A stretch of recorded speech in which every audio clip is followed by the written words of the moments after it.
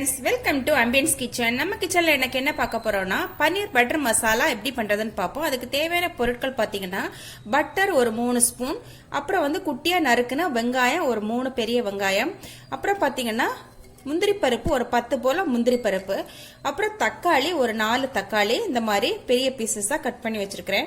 அப்புறம் மசாலாஸ் பாத்தீங்கன்னா 2 ஸ்பூன் மல்லித்தூள், 1 spoon Kashmiri chilli powder, 1/2 spoon மஞ்சள் தூள், அப்புறம் கரம் மசாலா ஒரு 1/2 ஸ்பூன், இஞ்சி பூண்டு பேஸ்ட் ஒரு 1 ஸ்பூன். அப்புறம் தாளிக்கிறதுக்கு பாத்தீங்கன்னா 3 ஏலக்காய், நான் சின்ன ஏலக்காய்னால 3 எடுத்திருக்கிறேன், நீங்க பெருசுனா 2 கூட போதும். அப்புறம் ஒரு அன்னாசி மொக்கு, அப்புறம் கிராம்பு ஒரு 3, பட்டை 2 பீஸ், அப்புறம் இது கடைசியா போடுறதுக்காக கசூரி மெத்தி காஞ்ச வெந்தய இலை. அப்புறம் பாத்தீங்கன்னா பன்னீர் ஒரு 200 கிராம் பன்னீர் எடுத்திருக்கிறேன், ஃப்ரெஷ் கிரீம் ஒரு 2 டேபிள் ஸ்பூன்.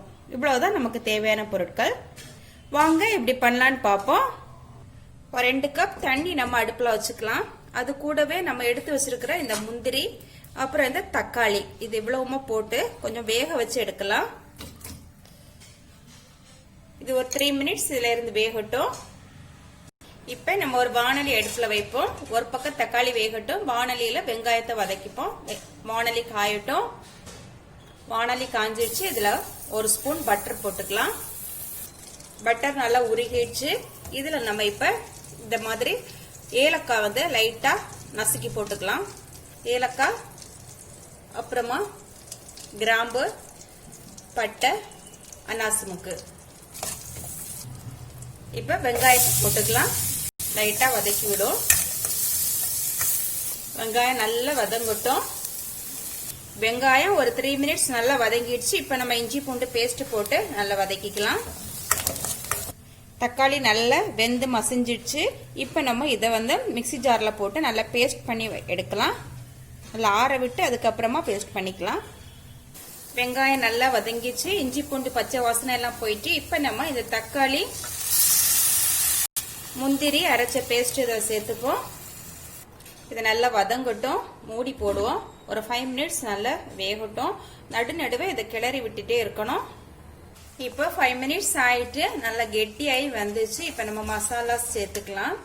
மல்லித்தூள், அப்புறம் மஞ்சள் தூள், காஷ்மீரி சில்லி பவுடர், அப்புறமா கரம் மசாலா சேர்த்து இதை ஒரு 2 நிமிஷம் நல்லா இப்படி வதக்கி விடுவோம்.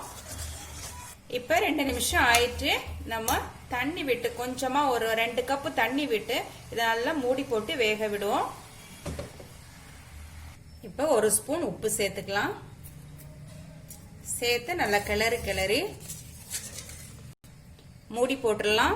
நடுநடுவே இதை கிளறி விடணும். ஒரு 7 மினிட்ஸ் இது இப்படி இருக்கட்டும். மீடியம் ஃப்ளேம்ல இருக்கட்டும். ஓகே ஃப்ரெண்ட்ஸ், நம்ம இப்ப 7 மினிட்ஸ் ஆயிட்டு குழம்பு நல்லா அழகா ரெடி ஆயிடுச்சு. இப்ப பாத்தீங்கன்னா இது ஒரு பேஸ். இதை வச்சு நம்ம பலவிதமான குழம்புகள் பண்ணலாம். இந்த மாதிரி பண்ணி நம்ம ஆற விட்டு ஃப்ரிட்ஜ்ல ஸ்டோர் பண்ணி வச்சோம்னா ஒரு 1 வீக் வரைக்கும் நம்ம ஒரு நாளைக்கு காலிஃபிளவர், இன்னொரு நாள் பட்டாணி அந்த மாதிரி ஏதாவது வேக வச்சு இது கூட சேர்த்து நம்ம குழம்பு பண்ணி எடுத்தோம்னா நமக்கு வேலை ரொம்ப சுலபமா முடியும். ஓகே ஃப்ரெண்ட்ஸ், இப்ப நம்ம இது கூட கொஞ்சமா ஃப்ரெஷ் கிரீம் சேர்த்துக்கலாம். 1 ஸ்பூன். இப்ப நம்ம பன்னீர் சேர்த்துக்கலாம். பார்க்கவே ரொம்ப பியூட்டிஃபுல்லா இருக்கு. லைட்டா இந்த மாதிரி கிளறி விட்டுக்கலாம். ரொம்ப போட்டு கடையக்கூடாது. இப்போ ஒரு 2 மினிட்ஸ் இருக்கட்டும். ஓகே ஃப்ரெண்ட்ஸ், இப்ப 2 மினிட்ஸ் ஆயிட்டு நான் இந்த கசூரி மெட்டி லீஃபை வந்து இந்த மாதிரி நல்லா கிரஷ் பண்ணி இது கூட சேர்த்துக்கிறேன். ஓகே, இந்த ஃப்ரெஷ் கிரீம், இந்த கசூரி மெத்தி சேர்க்கும் போது நமக்கு ரெஸ்டாரண்ட்ல சாப்பிடுற அதே டேஸ்ட் நமக்கு கிடைக்கும். ஓகே, நான் இப்ப ஸ்டவ் ஆஃப் பண்ணிட்டு சர்விங் பவுலுக்கு மாத்திக்கிறேன். ஓகே ஃப்ரெண்ட்ஸ், சூப்பரா சுவையா நம்ம பன்னீர் பட்டர் மசாலா ரெடி ஆயிடுச்சு. நம்ம யூஸ் பண்ற கேஷ்யூ பாத்தீங்கன்னா ரொம்ப ஃப்ரெஷ்ஷா நியூவா இருக்கணும். அப்பதான் நமக்கு நல்ல டேஸ்ட் இருக்கும். ஓகே, இந்த ரெசிபி உங்களுக்கு பிடிச்சிருந்தா ஆம்பியன்ஸ் கிச்சனை சப்ஸ்கிரைப் பண்ணுங்க, லைக் பண்ணுங்க, ஷேர் பண்ணுங்க, கமெண்ட் பண்ணுங்க. தேங்க்யூ.